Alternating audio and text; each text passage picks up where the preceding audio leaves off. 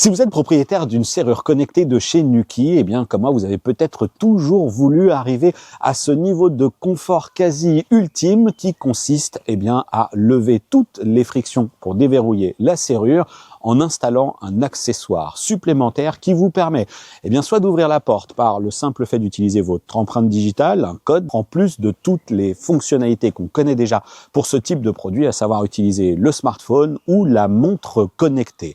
Et c'est en effet ce dont je vais vous parler dans cette vidéo, puisque j'ai reçu pour test le Nuki Keypad 2 dans sa version NFC. Alors le NFC, lui, il va vous permettre également d'ouvrir la serrure connectée par le biais de votre montre connectée également ou de votre smartphone, mais depuis un dispositif qui est positionné à l'extérieur du domicile.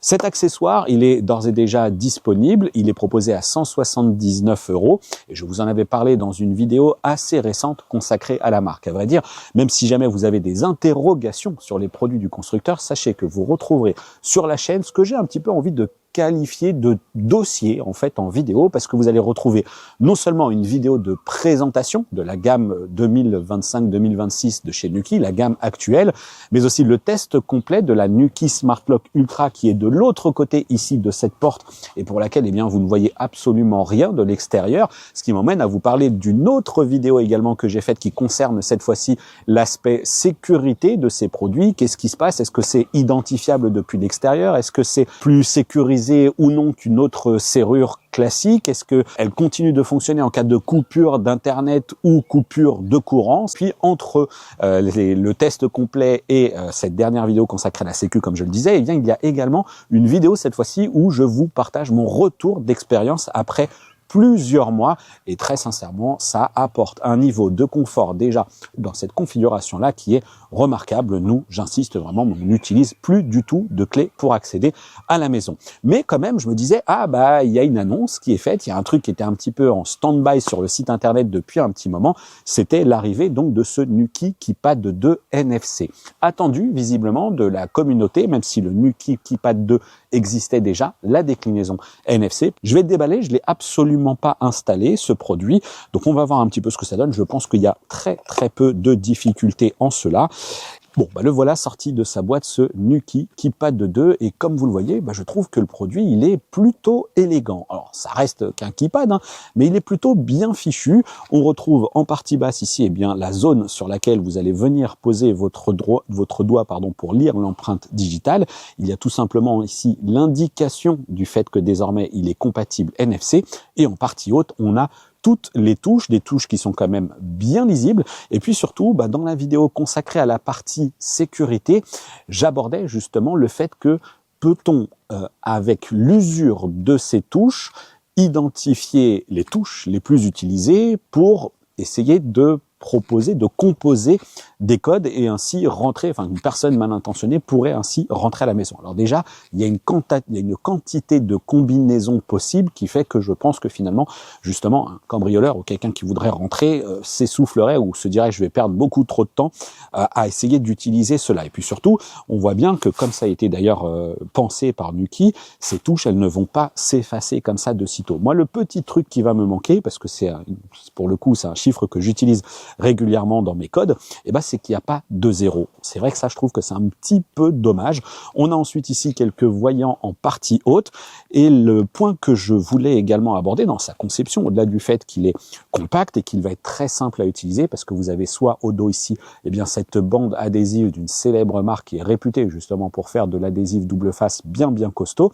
Vous avez également la possibilité de l'installer par le biais de 2 perçages, si jamais vous souhaitez le faire comme ça, sécuriser le truc. En revanche, il est vrai que une fois que le support va être fixé, le keypad, il peut s'enlever assez facilement. Alors si jamais vous vivez dans un endroit où les gens sont particulièrement mal intentionnés, oui, ils vont pouvoir le décrocher et vous le voler. Ça, c'est un petit peu gênant, faut bien le reconnaître. Mais néanmoins, vous avez une procédure qui est possible et qui est proposée par Nuki qui va vous permettre, Nuki vous renverra un keypad directement, 179 € hors frais de port. Nuki se propose de vous le remplacer en cas de vol, je ne sais pas combien de fois, etc.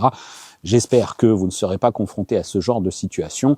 Là où je voulais également en venir, c'est que dans le design, dans sa conception, il ne change pas ce KeyPad 2 NFC par rapport à la version KeyPad 2 normale, ce qui fait que si jamais eh bien, vous aviez déjà un KeyPad 2, que vous l'utilisez, vous en êtes content, vous dites « Ah tiens, le petit truc du NFC en plus, ça peut être sympa », eh ben voilà, vous n'aurez plus qu'à enlever le vôtre, vous pouvez réutiliser la platine que vous aurez déjà mise en place, donc pas de sujet là-dessus, et puis ensuite vous mettez la nouvelle platine qui vous est livrée avec votre ancien KeyPad 2, vous le revendez, vous le mettez sur une autre, enfin en liaison avec une autre serrure connectée, dans une autre maison, bref, peu importe, vous m'avez compris. La partie alimentation de ce produit, elle est assurée par 4 petites piles AAA qu'on va juste démonter ici en enlevant cette petite trappe, vous la voyez, hop, petite trappe ici. Et on a ici ces petits connecteurs qui vont s'interfacer avec également des contacteurs qui sont cette fois-ci sur la carte électronique qui est à l'intérieur du KeyPad 2 NFC, qui je pense vont permettre de récupérer notamment l'information du niveau de recharge des piles. Bon, c'est une information qui va être importante, qui va être intéressante, mais c'est vrai que du coup la platine, elle est très passive, c'est un simple support. Genre, ça aurait été pas mal que Nuki propose un système de contacteur également entre la platine et le KeyPad 2 NFC. Ça aurait permis, pourquoi pas, de recevoir d'une certaine manière une forme d'alerte sur son application mobile qui nous dirait, bah attention, il y a quelqu'un qui t'a pris ton KeyPad 2 NFC et peut-être de réagir face à cette situation. C'est le genre de choses que je peux avoir notamment sur des interphones vidéo connectés que j'ai pu tester. Peut-être que ça aurait un coût, peut-être qu'il y a quelque chose qui n'est pas possible là-dedans. Bon, c'est ici une idée que j'ai en tout cas. Naturellement, hein, c'est un produit qui est étanche. Il ne devrait pas y avoir de sujet là-dessus. Au cas où c'est un produit qui va être exposé aux intempéries. Alors où est-ce que je vais le mettre moi? Je le vois bien de ce côté-là. Je trouve que c'est un petit peu plus discret. Ici, à cette hauteur-là, c'est hauteur d'homme. Bon, alors, je ne sais pas franchement, faut pas se préoccuper de tout cela particulièrement, j'ai pas spécialement non plus dégraissé le bâti, mais bon, voilà, et donc c'est en place, et maintenant, il n'y a plus qu'à passer à la partie configuration. Moi, je découvre vraiment ce produit.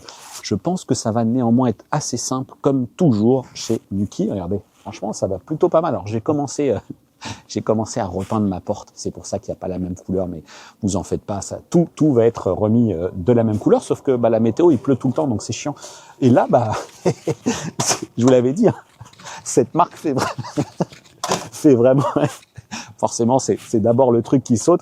Enfin, c'est d'abord le KeyPad qui s'enlève avant que bah, tout simplement la platine lâche. Mais regardez un peu comment c'est du costaud. Ouais, c'est bien costaud. C'est assez simple normalement pour configurer. On clique ici sur paramètres. On va ensuite dans la partie KeyPad et on va pouvoir lui dire que je veux ajouter un KeyPad.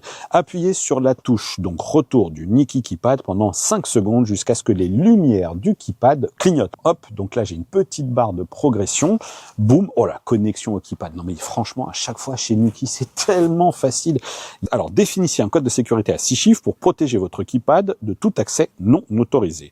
Ok, donc ça c'est bon. Se souvenir du code de sécurité.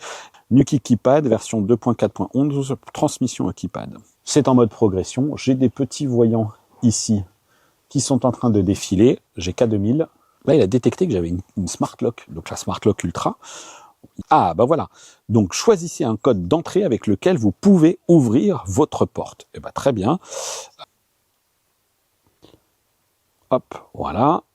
Ajoutez une empreinte digitale à votre code d'entrée. Donc, ajoutez une empreinte digitale. Placez votre doigt, levez et posez votre doigt à plusieurs reprises. Donc ça ressemble vraiment à l'association que l'on fait sur les smartphones, tout simplement. Hop, tac. C'est le côté, on déplace un peu le doigt sur le capteur. J'ai même pas l'impression que ce soit franchement nécessaire. Voilà, c'est fait. Vous pouvez désormais commander l'appareil avec votre doigt. Choisissez un nom pour votre empreinte digitale. David. Suivant. Je peux aussi verrouiller la porte depuis l'extérieur. Et ça, c'est pas mal. Moi, je sais que j'utilise beaucoup la double pression sur le bouton de la Nuki KeyPad, de la Nuki Smart Lock Ultra. Double pression rapide sur le bouton. On a une temporisation qui se met en place. Et puis, j'ai juste à claquer ma porte et elle va se refermer toute seule. Verrouillage avec le code d'entrée ou empreinte. Moi, j'ai bien envie de faire la version facile avec la flèche. Vous pouvez déverrouiller votre porte en tapotant votre téléphone sur le KeyPad. Je vais maintenant passer à la configuration du choix du mode d'ouverture depuis votre smartphone via le keypad de NFC. Deux options me sont proposées, à vrai dire il y en a même une troisième qui est celle de désactiver le Tap to Unlock pour le keypad. Bon, pourquoi on aurait acheté la version NFC si c'est pour la désactiver, mais en tout cas Nuki propose cette fonction, voilà, donc il vous laisse le choix pour une raison X ou Y. Il y a deux autres options en revanche ici, qui est pour la première le mode de l'app Nuki, déverrouiller votre téléphone pour déverrouiller votre porte, tout ce dont vous avez besoin est l'app Nuki. Donc grosso modo, j'arrive à la maison, je dois d'abord m'identifier auprès de mes équipements en passant par la sécurité de mon smartphone, donc lecteur d'empreintes digitales, code à plusieurs chiffres, Face ID, etc. Je me déverrouille, puis ensuite j'appose le smartphone sur le keypad qui va envoyer l'instruction à la serrure connectée. Je le rappelle que ici il n'y a rien qui est mémorisé dans vos identifiants, etc. Donc même si on vous le vole, eh bien il ne pourra pas être, les codes qui sont à l'intérieur ne pourront pas être reproduits, etc. On ne pourra pas utiliser un keypad qu'on vous aurait volé pour remettre en question la sécurité de votre maison. On a la version maison connectée également, qui elle est la version la plus évoluée, puisque ici on me dit déverrouiller votre porte immédiatement, même si votre téléphone est verrouillé. Vous avez besoin d'un système domotique avec un hub SmartThings compatible. Ajoutez les utilisateurs via l'application de votre système domotique, déverrouillage instantané via Wallet. Là, on rentre dans une logique de sécurité enfin de fonctionnement en mode main libre, pardon, sans aucune identification, je vais y arriver, c'est-à-dire que vous n'avez plus besoin de venir vous identifier sur votre smartphone. En revanche, pour sécuriser néanmoins tout le protocole de communication, eh bien vous le voyez ici, on me parle de Wallet puisque j'ai un smartphone de chez Samsung. Ça fonctionne également sous Apple avec iOS, ça fonctionne également avec les montres connectées de chez Apple. Moi ici, j'ai le smartphone de chez Samsung, mais s'il me faut un hub, je pense qu'on va me parler de Matter. Et ça, en revanche, je n'ai pas. Je vais quand même tenter la configuration. On va voir ce que ça dit. Je vais configurer le mode de la maison connectée. Activer Matter, puis passer à vos applications maison connectée et de portefeuille. Activer Matter et Tap to Unlock. Ajouter la carte à Samsung Wallet. On va voir. Activer Matter. Donc ça, c'est fait. Activer. Voilà, pour activer Matter, voilà, vous devez être à portée de Bluetooth. Un hub compatible avec Matter est nécessaire pour l'activation, ce que je n'ai pas. Alors, ouvrez votre application domotique préférée et scannez le QR code Matter de votre appareil Nuki ou saisissez le code. Suivez ensuite les instructions pour connecter votre appareil Nuki à votre domicile. Alors, où puis-je trouver mon code Matter? Donc ça, c'est effectivement ce qui est dans la notice Nuki Smart Lock. Donc je reviens. J'ai retrouvé donc ici la petite plaquette qui était livrée avec la serrure connectée. Voilà, donc ça, il faut l'avoir gardé. Impossible, vous avez besoin d'un hub pour vous connecter à cet appareil. Bon, bah voilà, c'est fait. Cette configuration-là, pour moi, n'est pas possible puisque je n'ai pas de hub Matter. En revanche, si jamais vous en avez un chez vous, eh bien, vous le retrouverez depuis votre application Smart Home, enfin SmartThings de chez Samsung, pardon, ce qui vous permettra donc directement d'accéder à votre maison avec le téléphone verrouillé. Vous allez le présenter et puis ça va tout simplement déverrouiller la serrure. On va donc revenir et passer à la configuration qui est celle tout simplement où on nous dit que ça passe par l'application Nuki, mais que j'aurais besoin de déverrouiller mon smartphone tout simplement en préambule, donc ce mode de l'app Nuki. Voilà, et c'est parti. Connexion au keypad, c'est parti. Voilà, donc je vais ici sélectionner mode de l'app Nuki, continuer. Hop, déverrouillez votre téléphone, tenez près du keypad, suivant, Tap to Unlock via l'app Nuki est activé avec succès. Et donc là, par contre, il faut que je déverrouille mon smartphone. Donc je verrouille, voilà, je verrouille la porte pour faire le test. Là, ici, je présente mon smartphone. Il n'est pas déverrouillé, il ne se passe rien. Et donc, si je le déverrouille, normalement, hop, ça devrait, voilà, j'ai petit. Et donc, ça se déverrouille bien. Donc voilà, donc il y a cette petite étape intermédiaire qui consiste à déverrouiller le smartphone dans cette configuration-là. Si j'avais un hub si j'avais un hub Matter, Là, le fonctionnement serait différent puisque j'aurais juste, eh bien, tout simplement à présenter mon smartphone qui serait identifié par cet écosystème Matter, qui serait câblé avec les outils de sécurité de Nuki, enfin avec comment dire, pas les requirements, mais les exigences en matière de sécurité qui sont mises en place ici par Nuki. Est-ce que ça va évoluer encore, etc. par le biais de mise à jour? On a vu qu'il y en a quand même pas mal qui débarquent à chaque fois sur chacun des produits. Ça fonctionne super bien, c'est super rapide. Une simple pression sur la flèche, c'est comme ça que j'ai défini pour refermer. L'utilisation du code ici à 6 chiffres pour ouvrir la porte. Vous voyez, là, elle est ouverte, je referme, hop, je la lock, tac, et regardez, boum, je maintiens ici. Oh, qu'est-ce que ça va vite, qu'est-ce que c'est confortable vraiment comme utilisation. J'ai néanmoins ici relancé l'application mobile maintenant, parce que là j'ai configuré mon compte, mais on est plusieurs à la maison, donc on peut avoir envie de tout simplement partager cet accès avec la famille, ce qui est un minimum je pense quand même. Et là on va recliquer donc sur ajouter une permission, et donc on va lui dire je rajoute une empreinte digitale, mais je rajoute également un code, donc un code à 6 chiffres. Et là, encore une fois, l'absence du 0 va me faire un petit peu défaut quand même. Donc, je vais créer un compte, par exemple, pour mon fils. Et donc là, je vais pouvoir définir le nom. Donc, je vais lui donner le nom de mon fils, tout simplement.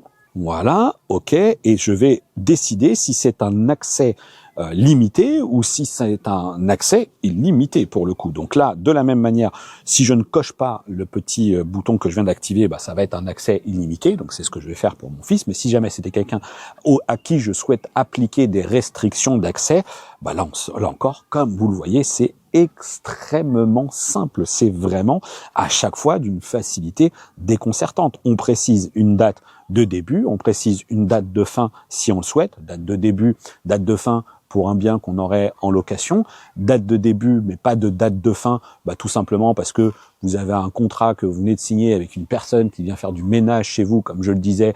Par contre, vous souhaitez qu'elle n'accède que le lundi, le mercredi et pas le week-end et le vendredi. Et bien là, vous dites, ok, moi l'accès c'est lundi, mercredi, vendredi, de 10h à midi, et puis voilà à 13h, allez, et puis c'est réglé. Et puis, c'est réglé. On va faire un test. Là, il est 17h et on est jeudi. Donc, normalement, ce code n'est pas censé fonctionner. Donc, si jamais, je reviens en arrière. Tac, je vais voir la partie où je vois mon fils. Donc,